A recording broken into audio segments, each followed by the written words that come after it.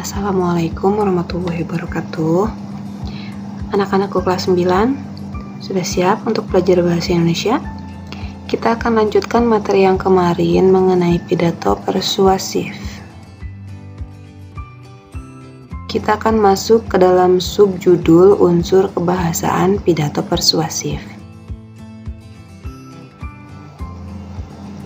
Struktur isi pidato persuasif ada 3. Yang pertama, ada pernyataan posisi, yang kedua ada tahap argumen, dan yang ketiga ada penguatan pernyataan posisi. Pernyataan posisi adalah pendapat atau pendirian terhadap suatu permasalahan yang diulas berdasarkan sudut pandang pembicara pidato.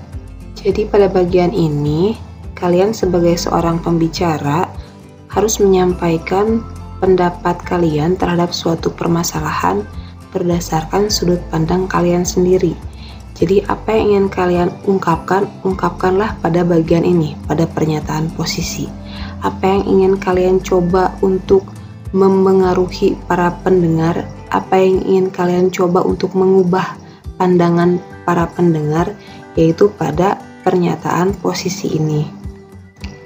Nah, di dalam pernyataan posisi ini memuat siapa yang akan diyakinkan, apa yang akan diyakinkan, jenis argumen apa yang menarik perhatian pendengar, dan apakah pernyataan telah menyatakan posisi secara jelas.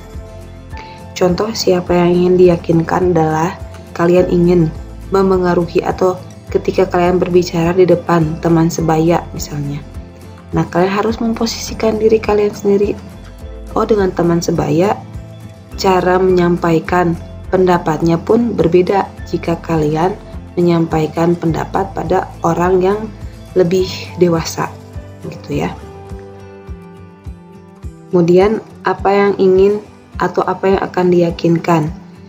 Permasalahan apa yang ingin kalian yakinkan kepada para pendengar? Lalu, jenis argumen apa yang menarik perhatian pendengar?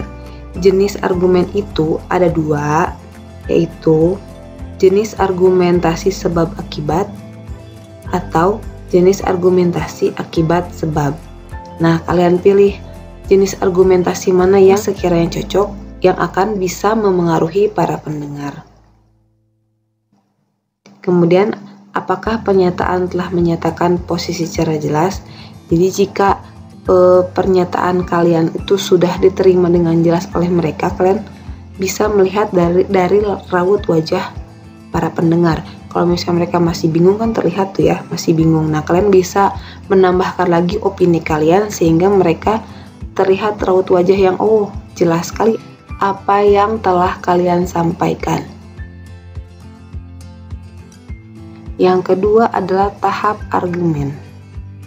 Argumen dikembangkan dan didukung secara logis, dibuktikan dengan fakta pendukung agar argumen kita dipercaya.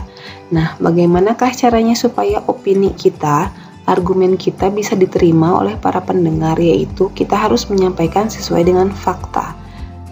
Fakta itu dari mana? Fakta itu bisa dari sumber-sumber yang terpercaya, dari instansi-instansi, ataupun dari hasil-hasil penelitian. Yang ketiga, penguatan pernyataan posisi. Nah, di bagian ini letak argumentasi atau letak argumen itu ditonjolkan untuk memperkuat pernyataan posisi. Bagaimana untuk memperkuatnya? Yaitu bisa kalian menambahkan gambar, grafik, atau artikel, atau kalian bisa mengutip sedikit artikel mengenai masalah yang ingin kalian angkat.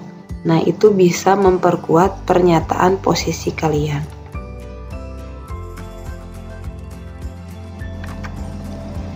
Ciri kebahasaan teks eksposisi. Nah, pidato persuasif ini termasuk ke dalam teks eksposisi. Kenapa? Karena mengandung beberapa argumen dari satu sudut pandang untuk meyakinkan pembaca atau pendengar. Nah, jika teks eksposisi itu objeknya adalah para pembaca, nah untuk pidato persuasif objeknya adalah pendengar. Ciri-cirinya yang pertama adalah nominalisasi atau pembendaan. Yang kedua, bentuk pasif dan kata ganti orang. Dan yang ketiga adalah kosakata. Yang pertama, nominalisasi atau pembendaan. Apakah itu? Nominalisasi atau pembendaan adalah ciri khas teks eksposisi. Pembendaan adalah proses tata bahasa mengubah kata benda, kerja, dan sifat menjadi kata benda.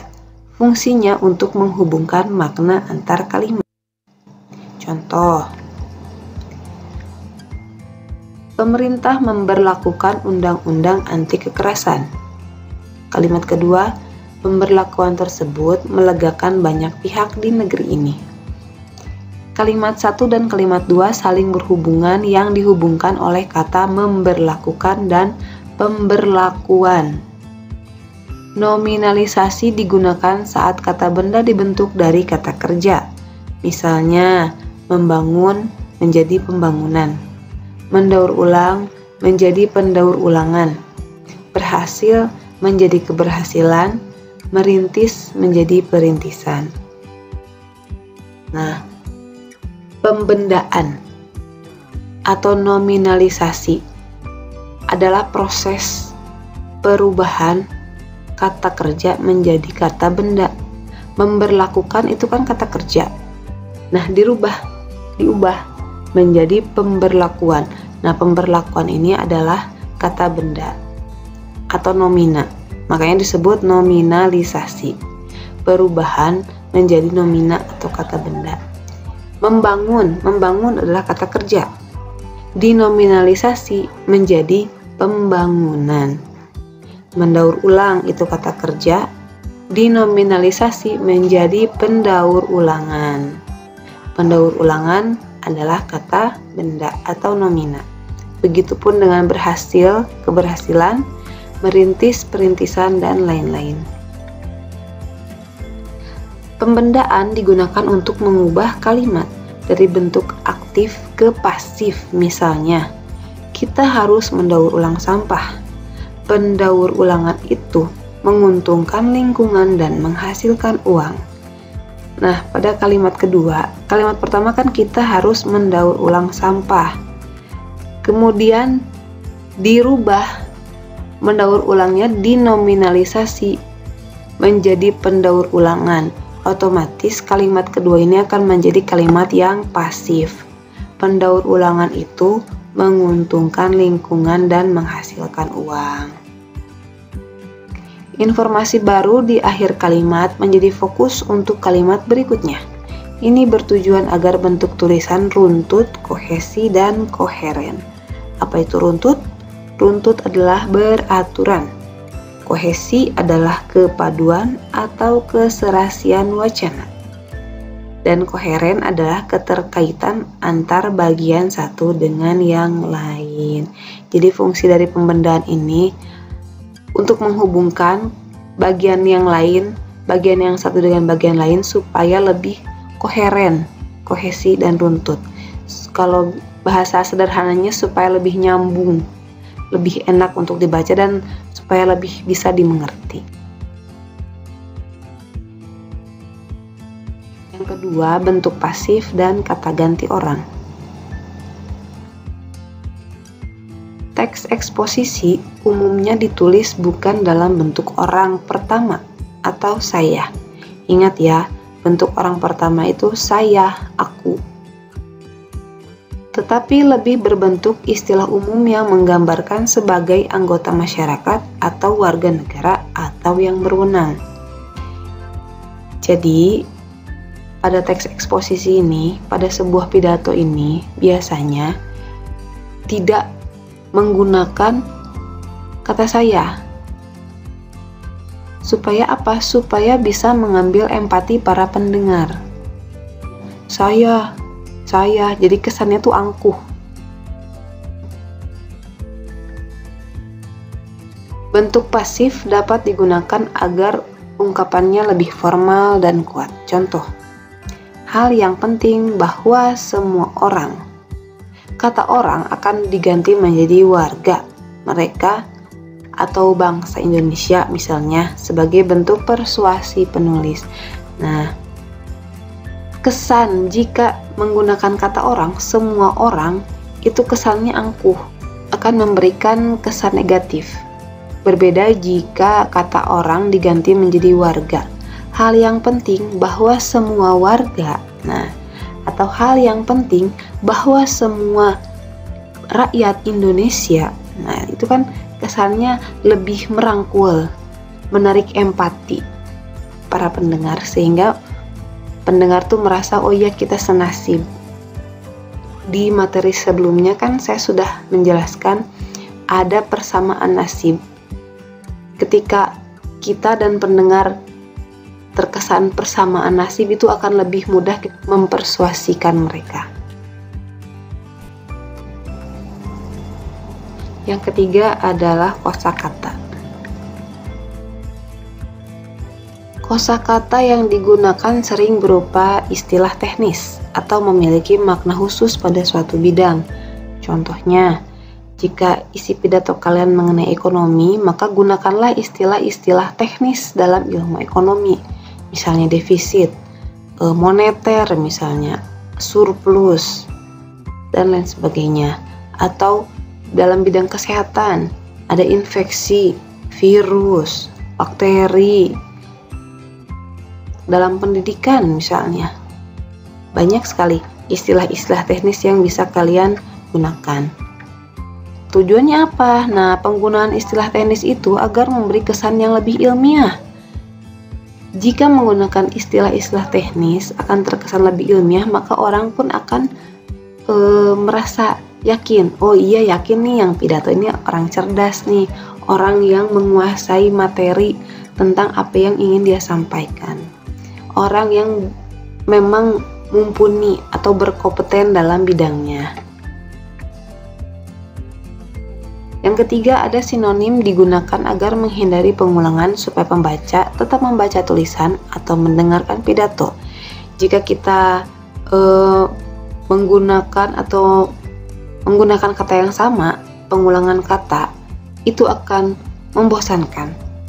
Supaya lebih variatif dan menarik, maka kosakata atau pemilihan kata itu bisa digunakan dengan menggunakan sinonim, persamaan kata. Jadi artinya sama, tetapi katanya berbeda, padahal artinya sama gitu. Itu juga akan menghindari orang akan merasa bosan mendengarkan pidato kita.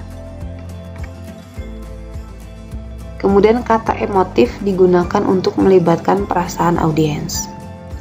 Penggunaan sumber daya alam berlebihan akan menghancurkan tanah kita. Nah, menghancurkan itu adalah kata emotif.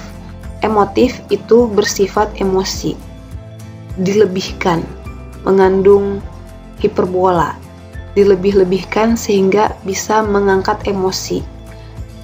Bisa saja kalimatnya, penggunaan sumber daya alam berlebihan akan merusak tanah kita. Rasa emosi merusak tentu lebih rendah daripada rasa emosi menghancurkan. Merusak dan menghancurkan. Bayangkan, level emosinya berbeda. Jadi kata emotif ini penting digunakan untuk melibatkan perasaan audiens atau pendengar.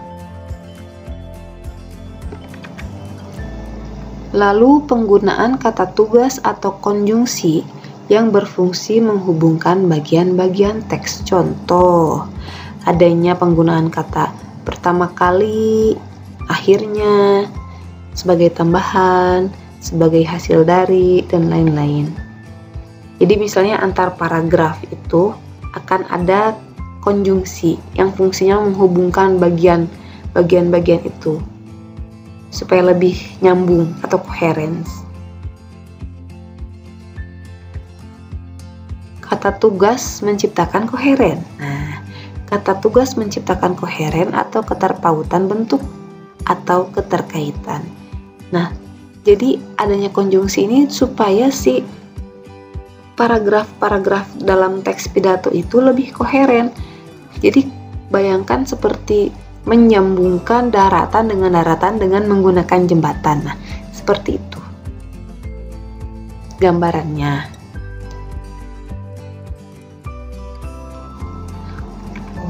Oh, sudah tamat. Ternyata materi kita sudah selesai.